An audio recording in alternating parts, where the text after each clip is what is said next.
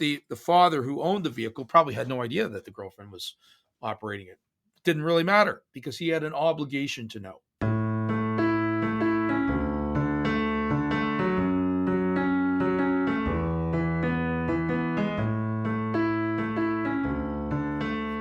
Hello, and welcome to the next episode of Beneath the Law. My name is Gavin. I'm here with my colleague and good friend, Stephen Teal. Today, we're going to talk about a case that came out really underlining a very serious issue. Everyone knows, sadly, that automobile accidents are prolific.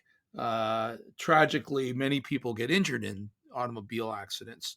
And there's a very highly developed law. Certainly, there's literally hundreds of thousands, if not millions, of automobile accident cases out there where the law is very, very well developed in that regard.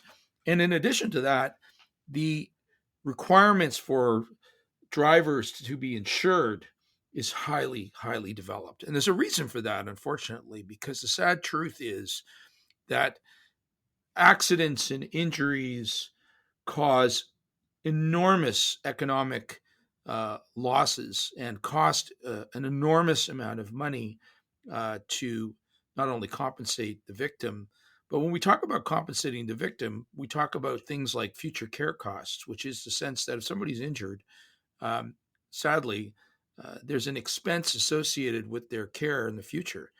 And that is oftentimes in personal injury cases.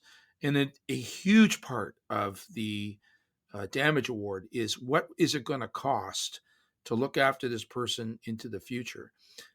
There's also loss of employment income in the sense that that person may not be able to work further, and that therefore you have to have some source of income to carry them through for the rest of their lives. Now, when we get into we see lots of other vehicles that are out there on the highways and the byways. I mean, I'm thinking, as in the city right now, I know there's just a explosion, for example, in these electric bikes that are all over the place. And from what I can tell, you don't need a license, you don't need an insurance policy to have one. But you know that there are going to be injuries with respect to those bikes. You know that people are going to get hurt.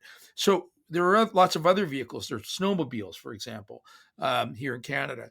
There are ATVs, which are all-terrain sort of buggies that come in all shapes and sizes. People ride them around on all sorts of, back roads and rural properties and stuff like that. And people do get hurt, very seriously hurt. So a case we're going to talk about today is out of the Ontario Court of Appeal, and it dealt with an ATV accident, and it led to a very serious injury on the part of the rider of that. And the question becomes, what do you do? Whose fault is it? I mean, the rider was with probably were operating the vehicle. What rules should be in place? Who at the end of the day is going to be responsible for that rider's or that passenger or that driver's injuries? So, Stephen, maybe you could tell our listeners a bit about the facts of this particular case. Yeah, I'll do that. I just want to back up with respect to your comments about cars. We have insurance, but most owners may not necessarily think about insuring an all-terrain vehicle or a snowmobile or a jet ski.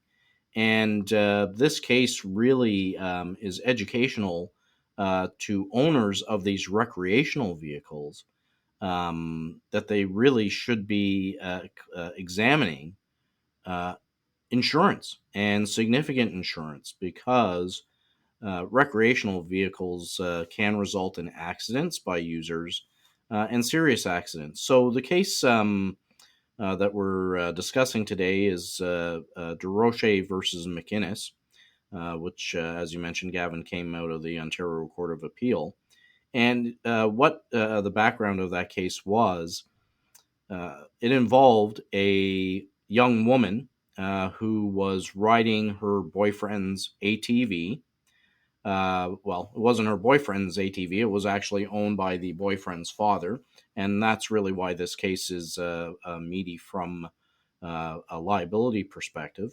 The boyfriend had basically had her at the farmhouse, the farm property in rural Ontario. They drove the ATV down. The boyfriend was driving to collect a family truck that was parked at the edge of the roadway of the farm property, rode the ATV across the field, and then collected the truck. But of course, somebody had to drive the ATV back to the farmhouse while the boyfriend was driving the truck back to the farmhouse, and so he had the his girlfriend ride the ATV back um, to his parents' farm. Uh, the girlfriend, a young woman, did not have very much instructions on how to ride an ATV.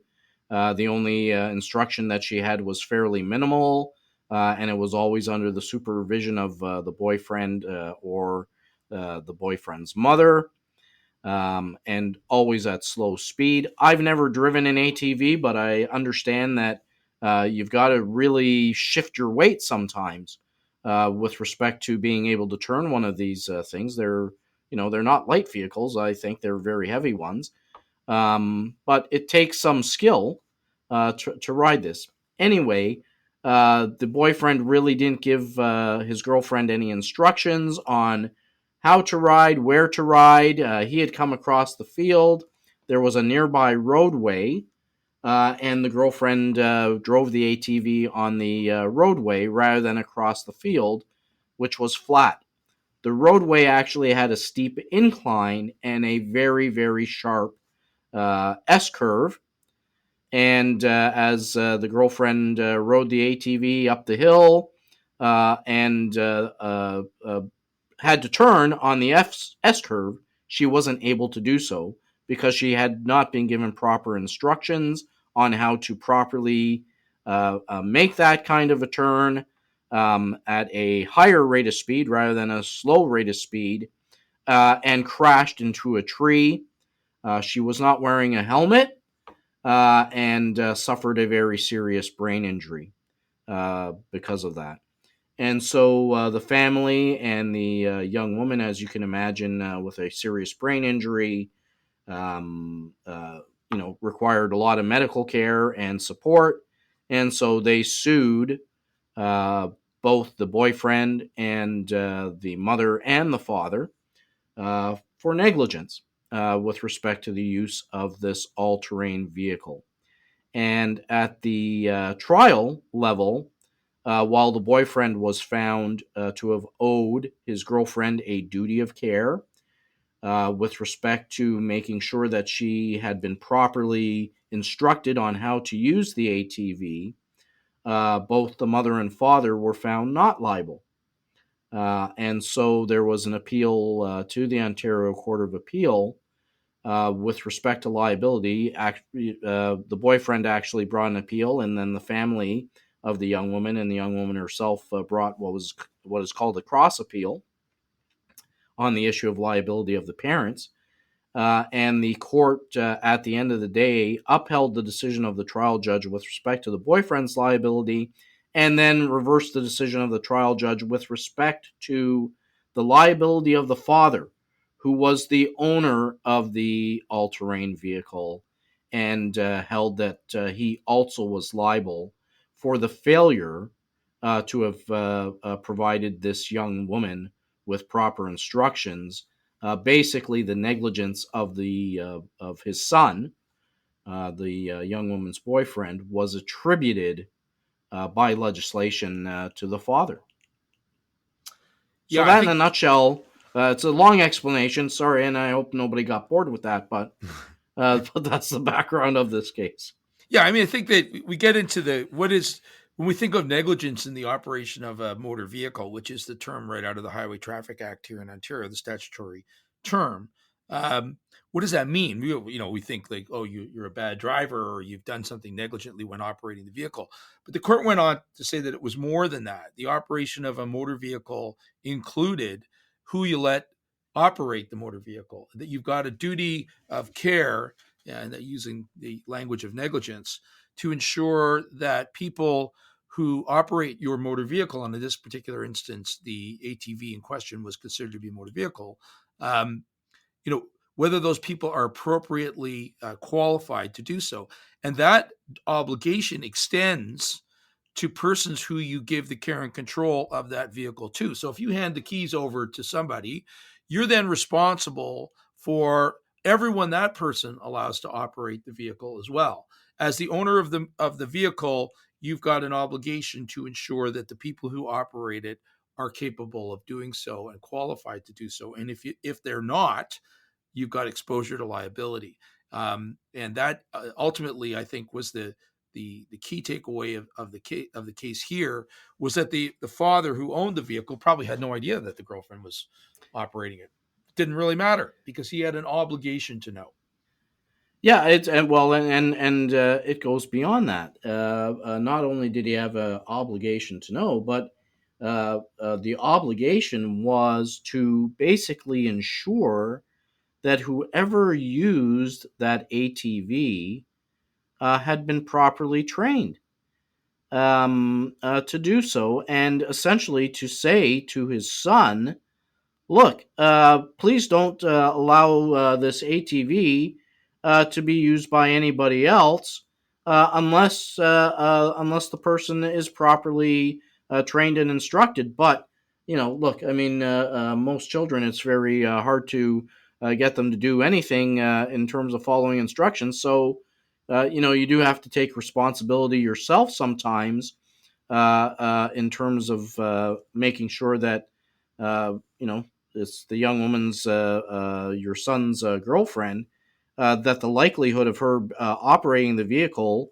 may be high, that you should take some responsibility.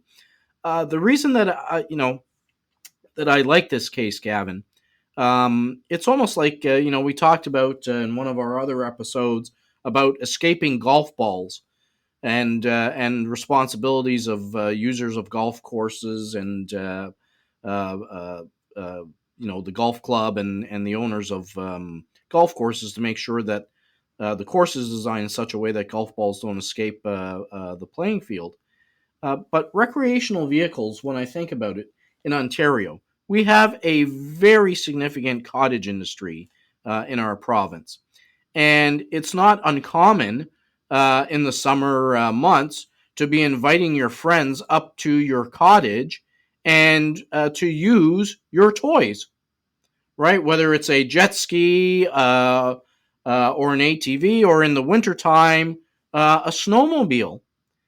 And, your children, as they get older, they're riding around on these recreational vehicles, or watercraft would be the legal term for a jet ski. And, young people, their friends want to ride them. And, because it's fun and it's exciting. But these are very, very, just like a car, they can be a very dangerous form of transport. And people do need to have proper training. And you can't just jump on one of these things and all of a sudden, hey, you're the best skilled jet ski person or ATV driver. Yeah, I'm going to suggest to you that they're probably more dangerous. I mean, I think, I mean, I know with skidoos and snowmobiles, um, the speed that they can get to at this point. I mean, it's they're not your grandpa's snowmobile anymore. I mean, these are things that can get up to 100K an hour without much difficulty whipping across an open field. Um, Bearing in mind, of course, that you know any collision at that speed, particularly over unregulated terrain where there could be, I don't know, rocks or something beneath the snow that you can't see. I mean, I know there's tragic incidences of I've heard of this particularly, where there are, for example, pressure bumps on lakes where ice will form, and then the ice will push itself up and have a ridge in the ice, and snowmobilers go whipping across an open frozen lake. It looks fantastic. You're flying through it, but beneath it there's a wall of ice, and they literally are driving snowmobiles into this wall of ice. And if you're going fast enough, you can only imagine the catastrophic impact that would occur. You're going 100 kilometers an hour. There's no airbags in snowmobiles. There's really nothing to stop you, and ice is hard. And if you hit it, it can be serious injury. And certainly in Ontario and across Canada, there are tons of snowmobile injuries that happen every year. As one example, I mean, ATVs are the same type of thing. So I think that there is in fact an elevated risk with respect to these types of vehicles. There is no actual technical. I don't know if there is a technical. Is there a requirement? Let me ask you this question. Maybe you know the answer. Is there a requirement to have insurance, liability insurance, on these kind of vehicles, or is it completely optional? Gavin, I don't know the answer off the top of my head. I haven't really dug into that specifically. But my sense is that there is no mandatory requirement for insurance, certainly not in Ontario, for any of these kinds of recreational kinds of vehicles. Look, I could be wrong in that regard, but looking at one of these kinds of recreational vehicles, jet skis in particular, insurance can vary with respect to jet skis. So there's no real consistency like you would have in a motor vehicle kind of insurance policy. That basically a jet ski can be insured depending on its, I think, horsepower of its motor, etc. And so those are, there are certain qualifications in certain insurance policies in regard to that particular kind of a recreational form of transportation. But so I'm not really aware. I don't think that there is. And this case is that, to me, it's the precautionary kind of case, precautionary tale, so to speak, that owners of any of these kinds of things, ATVs, snowmobiles, Sea-Doos, Ski-Doos, jet skis, really, when they're buying one of these things, should contact an insurance broker and get them insured. And they should insure them for significant amount of money, just as you would a car, because injuries can be catastrophic. And from a public policy perspective, here, this case really, we're going to repeat ourselves with respect to a number of our podcasts when we talk about the law and legislation. Legislation is always a matter of statutory interpretation, and there are rules and principles that govern statutory interpretation. All statutes are entitled to be read liberally and broadly. That from a public policy perspective, in terms of the Highway Traffic Act that governed the responsibility of an owner for their vehicle, and an ATV follows within the definition of motor vehicle under that act. From a public policy perspective, it made a lot of sense for this young woman and her family to be able to make a claim through the father's insurance policy because there was the owner with the asset and had the insurance to basically cover her loss. So that makes a lot of public sense. It's a good public policy to make sure that someone who gets injured using one of these things isn't left, to basically the social welfare state to take care of them at the end of the day. Yeah, well, let's talk about that. I mean, that's really the key reason why automobile insurance is mandatory. It's because people, if you're injured in an automobile accident and you need a remedy, you need that remedy. I mean, this particular plaintiff, this could be little doubt, would have been extremely sympathetic to the court. This is someone who was a young person, suffered a severe brain injury, was probably suffer from a disability for the rest of her life. I don't know what I hadn't read the specific details of what her injury is, but brain injuries are such that this is someone who probably couldn't work, who would need constant future care. And a court looking at that will be very anxious to find that person a remedy. And that is ultimately why You want to be in a situation where there is an insurance policy to respond to that type of a situation, because the court will be looking for that remedy. And let me just turn that around for a minute, just in terms of getting people's heads in the right space, in terms of, well, why should I pay for the insurance? If you went to rent an ATV or a Sea-Doo, for example, if you go away on a holiday and you're going to rent a Sea-Doo for the afternoon, think about the form you've got to sign before they'll rent the thing to you. What they say is, you're responsible for this risk. They identifies all of the risks that go into that particular use of that vehicle. Why? Why do they do that? Because it's exactly why they do it. They want to try to exclude themselves from these types of risks. And the reason is because those risks are real. Those insurance is ultimately about risk. If there's no risk, then there's no need for insurance. And there are substantial risks with respect to this. And I mean, this could be, if we're looking at this, I mean, we're talking about potentially damages that could be in the many millions of dollars, in terms of quantifying what the cost will be to look after this person for the next for the rest of their life. And as a young person, that's a long time. This is potentially financially ruinous to someone who does not have insurance, because that would be a personal judgment against that person, on which would affect all their assets. So they could lose their home, they could lose they could lose their livelihood. So these are really serious repercussions, and a little bit of forethought and a little bit of money spent up front goes a long way in terms of avoiding that. And hopefully you never have. And the best insurance, of course, is the insurance you never have to call on. Well, and that's why I think, look, as an owner, and of any of these kinds of devices, vehicles, watercraft, uh, you really do need to take some responsibility here with respect to the use of your property.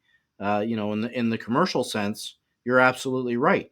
The commercial business who's renting you one of these things is going to have you sign a form, and they'll take you through it. It's like when you actually rent a car. You basically have to initial whether you're taking insurance for that, and to pay for the insurance. Now, my policy covers me internationally when I travel for that, so I'm getting over insurance if I do that. But you really do need to be prudent, and I hate to sound like a fuddy duddy. If that's a term that Google it, and then you'll know what that is. But people have to be responsible, both as owners and as users. Uh, I'd love to ride an ATV, but I gotta tell you, if I'm going to do that, I certainly want to have some form of instruction.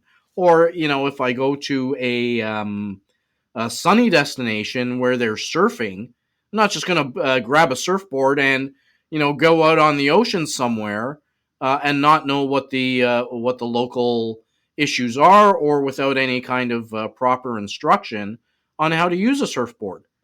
So people do need to be prudent. Now, in this case, Gavin, the one thing that we don't know is actually what were those damages.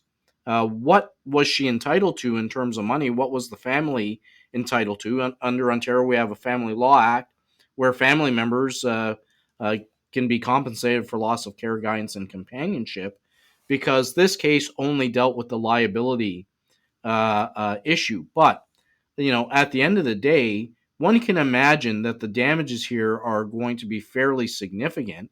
I'm not sure what the owner's insurance policy was and how much it covered, but you're potentially looking at the loss of the family farm if the insurance policy doesn't cover those damages award that she'd be entitled to. Yeah, a cautionary tale indeed. A tragic one. But you know, these vehicles are fun for a reason. They are thrilling. They are exciting. And one of the reasons why is, frankly, because they're dangerous. And fuddy duddy or not, you have to recognize the fact that the reason for the attraction is the risk that's involved in it. And with risk, things can go terribly, terribly wrong, as they did here, and it can happen in an instant.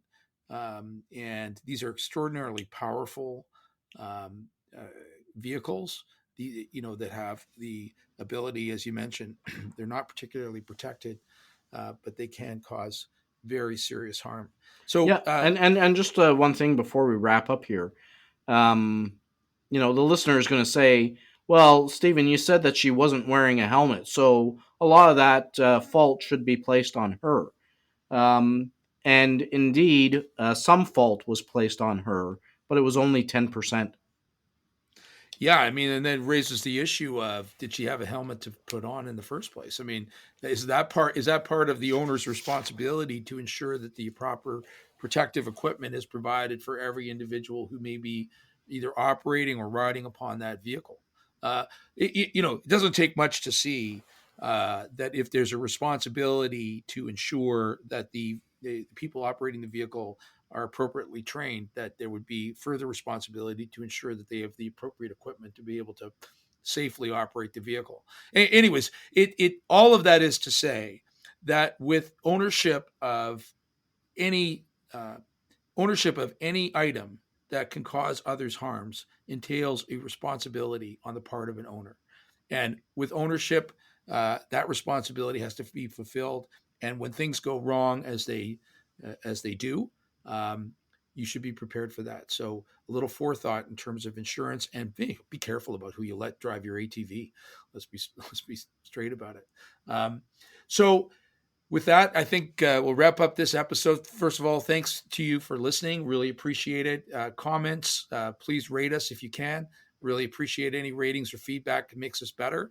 We are still getting the hang of this podcasting thing, although we've got quite a few episodes out there right now, at least to say. We should be thanking. We have a whole pile of new followers, is my understanding. And, the one thing I do want to say just quickly before we wrap up, what we are trying to do here with this podcast is be educational a little bit in terms of the law. We're not promoting our own cases. We're actually promoting what the law is all about. And, I was talking to John, one of our colleagues, yesterday, and he loves our podcast for that very reason. Yeah, I think the law, it's often one of those things, having a commentary on what the law is. The law is a reflection of societal issues that are important, and the courts in governing the way we operate as a society. And the courts provide a vital function in that regard, as does the legislature, of course. So what we try to do is get underneath it, take a look at these cases, sort of beyond the taglines or the buzzwords in media, to get at what's really going on here. And for the most part, I think the courts exhibit an enormous amount of common sense. And when you know a little bit of context and facts, those cases make a lot of sense. And we're definitely indebted to the judiciary, who spend so much time and energy to come to these reasoned decisions, as they did in this particular case, that frankly do the right thing for the most part. And this is one of those cases. Unfortunately, the right thing can sometimes be a very, very heavy burden to bear if you're not prepared for it. So with that, Stephen, I think we can wrap up this episode. Thanks again for listening. Kudos out to our producer, Doug Downs. Thanks for all your hard work as always. And always remember, if nobody is above the law,